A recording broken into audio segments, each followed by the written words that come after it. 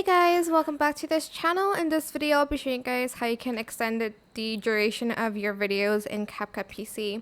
So there are ways to do it. You can either select your video here and you're going to go to speed and you're going to slow it down.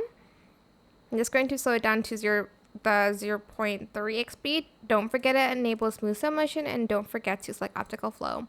And as you can see, it will extend the duration of the video a lot. If you want to extend the duration of a video another way, you can also select the video and you can freeze frame it, but it's just going to turn your video into a photo. But from there you can extend the duration like a lot, but it's going to stay still. So there are these two ways to extend the duration of your videos.